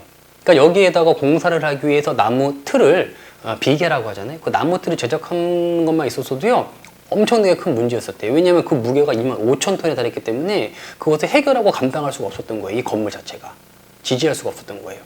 거기에 이미 판테온 같은 스타일이죠. 그러니까 로마의 아치를 이제 응용한 형식으로 돔을 올리자고 했더니, 문제는 말씀드렸다시피 이 로마식 아치는 횡압력이 발생해서 벽이 두꺼워야 되잖아요. 그런데 이 성당은 이미 돔만 빼고 다 만들어져 있는 상태다 보니까 이게 이 직경이 42m나 되고 82m 가까운 높이에 이 위에다가 그 로마 시대 때 반원형의 아치 형태를 활용한 돔을 올리자니 이 벽이 지탱할 수가 없었어요. 그러다 보니까 이제 어느 누구도 손대지 못하고 기술적으로 이렇게 남아버린 거죠. 이제 그걸 해결한 게 브루넬리스키예요. 브루넬리스키는 이걸 어떻게 해결했냐면 하나의 단일화되어 있는 단일 구조의 돔을 올린 게 아닙니다. 그러니까 브루넬리스키는요 이중 껍질 구조라고도 얘기를 해요. 우리가 흔히 그냥 아주 단순하게 얘기하면 안쪽에 내벽을 만들고 바깥쪽에 외벽을 만들어요. 그리고 내벽과 외벽 사이에 이 공간을 비워둔 겁니다. 그리고 이 외벽을 지지할 수 있게 내벽 사이에 수직의 수평 이음돌이라고 하는 돌을 이용해서 벽을 더 잘 만들어 버린 거예요. 중간중간마다. 그래서 이 외벽이 무너지는 것을 이 내벽에 받칠 수 있게. 그리고 이 내벽은 그 벽돌을 조적식 형태가 쌓아 올리는 형태로 했는데 가로와 세로 형태로 계속 반복적으로 쌓아 올리면서 돌이 서로 견고하게 맞물릴 수 있게 만들어요. 그래서 그 자체로 지탱이 가능하게 만들어 버린 겁니다. 그래서 내벽과 외벽에 존재하는 독특한 구조의 형식으로 브루넬리스키는 그 문제점을 해결한 거예요. 그러니까 이 중앙에 공간이 비어 있다 보니 당연히 돔 자체의 무게가 훨씬 더 가벼워졌겠죠. 그러다 보니까 이 벽들이 독립적으로 지탱하는 게 훨씬 더 쉬웠던 거예요. 그래서 우리가 왜 피렌체 대성당을 방문해 보신 분들은 이 피렌체 대성당 돔 위가 이제 쿠폴라라는 전망대잖아요. 그 전망대로 올라갈 때 활용되는 게 바로 이 내벽과 외벽 사이의 공간입니다. 그래서 이곳을 이동해서 쿠폴라라는 전망대로 올라갈 수 있게 돼요. 그래서 지금 보시면 이제 쿠폴라 전망대로 올라가는 마지막 계단 부분인데 지금 이 계단 쪽 부분이 내벽이 되고요. 그 반대편이 외벽이 되는 겁니다. 그래서 실제로 이렇게 벽이 일부가 분할되어 있고요. 그 옆쪽에 이제 막혀 있는 부분들은 말씀드린 대로 이 외벽이 무너지는 것을 방지하기 위해서 중간에 이런 수평 이음벽이라고 하는 중간을 막아주는 벽들을 또 세우게 돼요. 그러면서 이제 이 두 개의 벽이 이렇게 서로 지탱할 수 있게 된 거죠. 그래서 이걸 이제 이중껍질 구조라고 합니다. 그래서 보시면 이제 이거는 내부적인 벽을 쌓았을 때 이런 형식으로 헤링본 스타일로 쌓아 올린 거고, 역시 마찬가지로 지금 보시면 이렇게 내벽과 외벽이 분리되어 있어서 이 돔으로 이동할 때는 이 통로를 이용해서 이동하는 거죠. 그러니까 실제 작업자들이 작업을 할 때도 이 사이 공간을 이용해서 작업을 했다고 보시면 됩니다. 그래서 내벽에 돌을 쌓아 올린 방식은 지금 자료로 보시는 방식처럼 이렇게 쌓아 올린 거예요. 그래서 가로와 세로의 돌을 교차시키는 형태로 쌓아 올린 방식을 보고 계신 거고, 그 다음에 이제 외벽을 세울 때는 이제 내벽에다가 나무로 틀을 일부를 좀 제작을 해서 다시 또 이제 작업자들이 올라와서 작업을 좀 더 수월할 수 있게 하는 형태의 이제 틀만 만들어 가지고 그렇게 돌을 쌓아 올라간 거죠. 그렇게 해서 브루넬리스키가 그 누구도 완성시키지 못했던 이 피렌체 대성당의 돔을 자신이 만들어낸 독특한 방식으로 완성을 시킨 거예요. 그래서 이 브루넬리스키라는 인물이 이 돔을 쌓아 올릴 때는 바로 고대 선조들의 지식에서부터 그 내용들을 그 내용들을 배워가지고 그것을 응용한 겁니다. 그래서 조적식의 돌을 쌓아 올리는, 켜켜이 쌓아 올리는 방식은 고대 판테온에서부터 그 일부를 수용한 거고요. 그 다음에 외벽과 내벽을 지탱하기 위해 사용됐던 수평 이음벽 같은 구조는 이 피렌체 대성당이 만들어지기 전 이미 만들어진 성 요한 세례당이라고 하는 그 세례당에서 그 수평 이음벽이라고 하는 양식을 빌려온 거예요. 그래서 이전 시대에 있었던 어떻게 보면 기술들을 활용하여 새로운 방법을 다시 재탄생시킨 겁니다. 그러니까 완전히 새로운 것은 아니고 고전의 경험을 바탕으로 새로운 것을 탄생시킨 거예요. 이게 르네상스가 추구하는 가장 중요한 정신이라고 보시면 됩니다. 그래서 경험주의적 실용주의라고 우리가 얘기를 하죠. 그래서 르네상스 시대에서의 이 성당의 돔이라는 것은 그런 의미로서 상징되기 때문에 르네상스 건축을 얘기할 때 이 피렌체 대성당의 돔을 빼놓고 얘기할 수 없는 거예요. 그리고 그 돔을 완성시킨 브루넬리스키도 르네상스의 대표적인 건축가로 우리가 빼놓을 수 없는 게 바로 여기 있다고 보시면 됩니다. 그리고 이제 돔은 또 이렇게까지만 여러분과 함께 알아보도록 하고, 또 하나 르네상스의 특징들은 계속 말씀드렸지만 고대 그리스와 로마 시대에 있었던 요소들을 다시 활용하는 거거든요. 그래서 르네상스 건축에서 성당 말고 또 하나 뺄 수 없는 게 바로 이 피렌체 고아원이에요. 그래서 이 피렌체 고아원은 로마의 고전을 그대로 활용한 거라고 보시면 되는데, 이것도 역시 마찬가지로 브루넬리스키가 만든 건축물입니다. 르네상스의 건축이 무엇인지를 또 보여주는 전형적인 예예요. 그러니까 이거는 성당이 아니기 때문에 돔의 구조체가 올라가 있지는 않아요. 보시는 것처럼. 그런데 우리가 대부분 중세시대의 대표적인 건축 그러면 다 성당이죠. 그리고 그리스 시대의 대표적인 건축물 그러면 또 다 신전이에요. 그러니까 어떤 특정적인 용도, 주로 종교적인 용도와 관련된 것이 그 시대의 어떤 특징적인 양식을 대표하는 건축물로 우리가 얘기를 많이 해요. 그런데 이제 르네상스 시대에는 성당뿐만이 아니라 공공시설 또는 개인 궁전 같은 곳에도 이런 르네상스 시대의 양식들이 다 표현이 됩니다. 그래서 여기는 이제 고아원이라고 말씀드렸잖아요. 그래서 뭐 유럽 최초의 고아원이라고도 얘기를 하는데, 여기에 보면 어떤 특징들이 있냐. 우선 눈에 보이는 게 딱 있죠. 보시면 로마식의 반원형 아치가 다시 등장합니다. 그렇죠? 그리고 이 원래 로마 시대 때 반원형 아치라는 거는 벽체 구조로서 많이 활용을 했는데, 여기는 벽체 구조가 아니라 이 기둥 하나하나가 바치는 독립된 하나의 장식적인 요소로서의 아치로 여기는 또 표현이 되어 있는 거예요. 그래서 반원형의 로마식 아치, 그리고 고대 그리스 신전이나 이런 곳에 많이 활용되었던 기둥들을 세워서 하나의 독립된 장식 구조물로 이렇게 또 아치를 표현해냈어요. 그리고 나열대에서 반복되어 있는 회랑 구조 형식이죠. 그리고 그 위쪽에 보시면 창문이 보이실 거예요. 그죠? 여기 있는 창문들도 보시면 이 창문 위쪽의 장식을 보세요.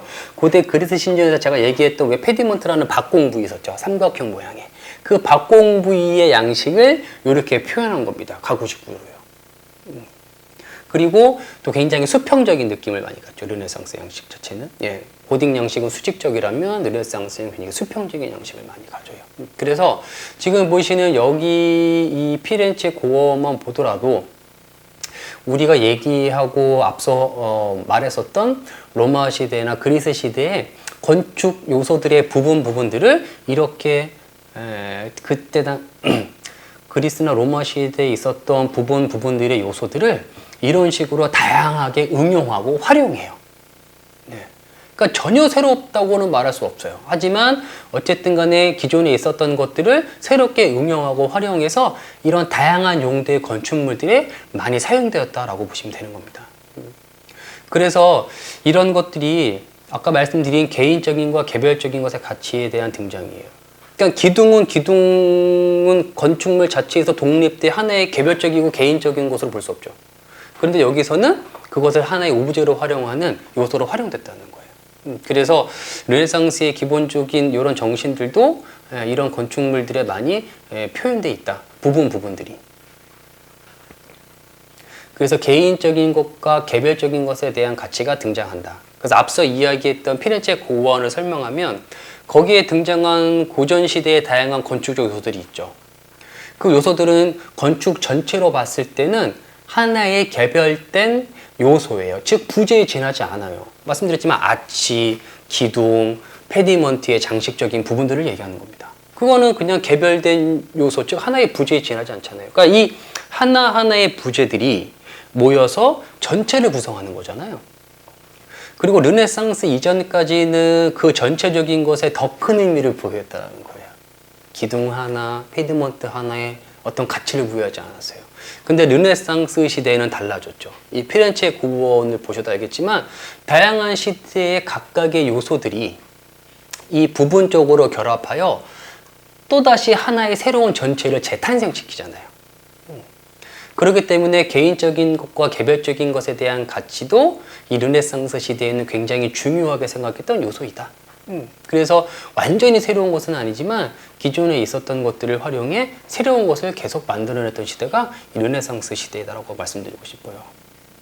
그리고 이제 마지막으로 또 하나를 보면 이건 이제 루첼라이 궁전이라고 하는데, 이거는 이제 피렌체 르네상스 시대에 그 루첼라이라는 가문이 있었거든요. 피렌체 귀족 가문. 그 귀족 가문이 사용했던 궁전이에요. 안타깝게도 이거 이제 좀 일부가 미완성으로 남아버렸는데 원래는 전체 다 계속 공사를 하려고 했다고 하죠. 어쨌든 그래서 또 한 명의 또 피렌체에서 활동했던 거장인 레온 바티스타 알베르티라는 사람이 이제 만든 궁전인데요. 이건 어디까지나 완전히 개인적인 용도의 궁전이죠. 왜냐하면 한 가문이 사용하는 궁전이었으니까요. 말 그대로 사적인 공간, 그러니까 공적인 공간은 아니었죠. 그런데 이 건물에도 르네상스 건축을 언급할 때 빠질 수 없는 주요 요소들이 또 등장해요. 마찬가지로. 그래서 전면부를 보시면 전면부 장식이 피렌체 고원과 마찬가지로 여기에 보면 다양한 고전의 요소들이 활용된 걸 볼 수 있습니다. 다만 이제 이런 것들이 벽체 구조로서 그냥 아예 다 장식적인 요소들만 극대화된 거예요. 여기서는. 그래서 보시면 3층 구조로 이루어져 있으나 각 층마다 가로로 뻗어 나가는 돌출된 장식 부분들로 구분이 되어 있죠. 층들이요. 그러다 보니까 3층의 높이를 갖고 있지만 굉장히 수평적인 느낌. 그래서 안정적인 느낌을 좀 많이 주고요. 특히나 이제 2층, 3층의 창문을 보시면 로마식 벽체 아치를 활용했어요. 그래서 창문 틀 위쪽 전체를 이렇게 로마식의 반연형 아치가 감싸고 있는 형태죠. 그죠?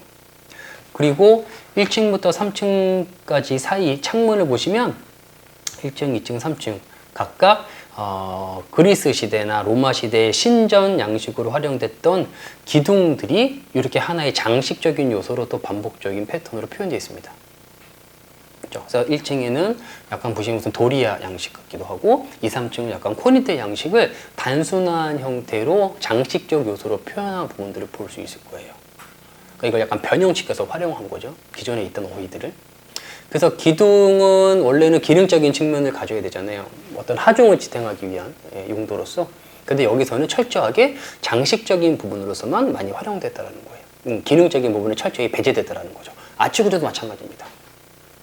그래서 보면은 이런 그리스 신전의 기둥이라든지 로마 시대 때 아치 같은 요소들을 또 활용했고요. 또 하나 재밌는 거는 2, 3층에 이제 창문을 보시면 다시 한번 로마의 반원형 아치가 감싸고 있잖아요. 그렇죠? 그런데 그것도 창문 틀을 또 보게 되면 거기 중앙에 역시 이 벽 쪽에는 좀 다르지만 이렇게 신전의 기둥의 양식으로 또 제가 장식을 해놨어요. 창문 틀을 보시면 정중앙 부위를. 그리고 그 위쪽을 또 가로 형태의 어떤 그 요소들을 추가해가지고 이 아치 형태와 좀 구분되게 만들어놨죠. 창문 틀 자체를.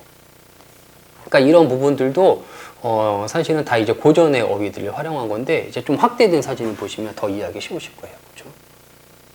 이런 형식인 겁니다. 그래서 우리가 얘기하는 일명 가구식 구조. 그 가구식, 그리스 신전의 상인방과 지주방을 이용한 가구식 구조의 장식을 또 이렇게 활용했다라고 볼 수 있고, 그러고 난 다음에 이제 그 사이사이를 로마의 어휘인 반원형 아치로 채운 모습을 볼 수 있는 거예요. 그리고 이 아치 또 그 안에 보시면 원과 반원형의 원과 반원형의 이 아치들이 또다시 안쪽에 반복적 패턴으로 세분화돼 장식되죠. 그래서 창문 부분과 전체 부분이 동일한 형식으로 반복되어 있는 구조를 떼요. 이주르첼라의 궁 같은 경우는.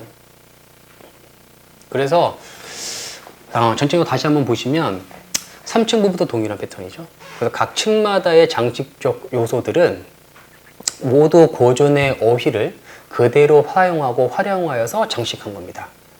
개인적인 용도의 궁전에 말이죠. 그리고 이를 굉장히 규칙적으로 배열해 놨어요. 규칙적이잖아요. 그렇죠? 그리고 또 굉장히 이제 뭐라 그랬죠? 대칭감을 또 갖기도 하고요. 물론 한쪽 부분이 미연소로 남아버렸지만 원래 계획대로 한다면 반으로 나눴을 때 정확한 대칭 구조를 이루고 있었다고 합니다. 그래서 대칭 구조를 갖죠. 그래서 통일감과 함께 좌우 대칭의 비례감도 갖게 된 거예요. 그래서 고대 그리스 로마 건축에서 중시하던 비례 법칙도 여기에 그대로 적용된 거를 또 엿볼 수도 있죠. 그래서 우리가 르네상스라고 하는 시대에는 물론 이 외에도 많은 이야기들이 있겠죠. 또 많은 특징들이 있을 수 있어요. 하지만 제가 바라보는 르네상스 시대의 가장 핵심적인 부분들만 지금 제가 이 시간을 할애해서 설명을 좀 드린 겁니다. 그래서 르네상스라는 시대가 추구하던 시대 정신과 그것을 르네상스 시대의 건축가들은 어떻게 재현해 나갔는가를 조금 중점적으로 한번 다뤄봤어요. 저는 이 두 가지 요소가 르네상스 건축의 가장 큰 요소라고 하거든요. 저는 이 두 가지 요소가 르네상스 건축에서 가장 중요한 요소라고 판단했기 때문에 제가 이제 그 두 가지 요소만 조금 따와가지고 여러분과 함께 좀 깊이 있게 이야기를 나눠봤습니다. 말씀드렸지만 건축이라는 게 굉장히 복잡해요. 뭐 제가 이제 좀 이야기를 이제 뭐 하다 보면 좀 되게 좀 다소 여러분들이 이해할 수 없는 좀 어려운 부분들의 이야기도 실제로 많이 했다고 생각이 좀 됩니다. 특히나 르네상스 같은 경우는 고전의 정신을 부활시킨다는 의미 때문에 좀 되게 멀리 나간 건축 이외의 부분까지도 많이 이야기 좀 해드렸던 것 같아요. 그래서 뭐 여러분들이 이 전 시간이었던 첫 번째 시간에 고대 그리스 로마 건축부터 시작을 해서 지금 오늘 이 두 번째 시간 중세와 르네상스 건축까지 저와 함께 한번 좀 알아봤는데 모르겠습니다. 여러분들이 제 강연을 듣고 건축이라고 하는 부분을 좀 더 쉽게 이해할 수 있게 됐는지, 아니면 오히려 저 때문에 더 어렵고 이해하기 힘들게 느껴지셨는지는 모르겠어요. 모르겠지만 뭐 나름대로 여러분과 함께 유럽 여행에서 또 빼놓을 수 없는 중요한 부분 중에 하나가 바로 이 건축적인 부분이기 때문에, 그것을 제 나름대로 공부하고 경험했던 분들을 조금 이렇게 이야기로 전달해 드리고자 이 강연을 한번 진행해 봤습니다. 다시 한번 뭐 이렇게 좀 힘든 시기에 여러분들이 지금 이런 시간들을 통해서 잠시나마 일상에서 좀 무료하고 지루했던 그 일상들에서 벗어날 수만 있다면 얼마나 좀 그래서 여러분들이 이제 이 시간을 통해서 지금 코로나 때문에 너무나 힘든 시기를 겪고 있잖아요. 그리고 굉장히 지루하고 어떻게 보면 무료한 일상들을 보내고 계신데, 이렇게 저와 함께 건축 여행을 한번 떠나봄으로써 그 일상이 무료하고 지루했던 부분들을 잠시나마 벗어날 수 있는 시간이 되었으면 좋겠다라고 하는 마음으로 이 강연을 한번 진행해 보았고요. 저도 이렇게 카메라 앞에서 이야기해 보는 게 처음이기도 하고 좀 많이 걱정도 됐고요. 개인적으로는 좀 많이 긴장도 됐기 때문에 지금 제가 무슨 이야기를 했는지 사실은 저도 머릿속에 잘 기억이 나지 않습니다. 하지만 어쨌든 뭐 나중에 이 코로나가 끝나서 하루빨리라도 여러분들과 직접 그 현장에서 여러분들을 마주하고 이 이야기를 다시 들려드릴 수 있으면 좋겠다라는 게 저희 지금 현재 가장 큰 바람 중에 하나예요. 물론 여러분들도 그런 마음을 다 갖고 계시겠지만, 그래서 다시 한번 앞에 있는 가이드의 부족한 이야기들을 들어주시느라 굉장히 고생 많으셨고, 이렇게 해서 첫 번째, 두 번째 시간을 통틀어서 전반적인 강연을 좀 마무리하도록 할 겁니다. 그리고 말씀드린 대로 이제 세 번째 시간이 남아 있는데, 그 세 번째 시간은 원래 현장 방문으로 현재 계획이 되어 있으나 그것은 이제 이 코로나 사태가 조금 더 진행되는 상황들을 보고 아마 좀 유동적으로 이루어질 것 같아요. 그래서 어쨌든 뭐 남은 세 번째 시간까지 여러분과 함께 즐거운 시간을 만들어 나갈 수 있도록 나름대로 최선의 노력을 다할 테니까 여러분들 또 세 번째 시간도 많이 기대해 주시고, 두 번째 강연까지 오랜 시간 이 강연 이야기를 들으시느라 굉장히 고생 많으셨습니다. 그러면 여기까지 두 번째 강연을 마무리하고 세 번째 강연에서 다시 뵙도록 하겠습니다. 감사합니다.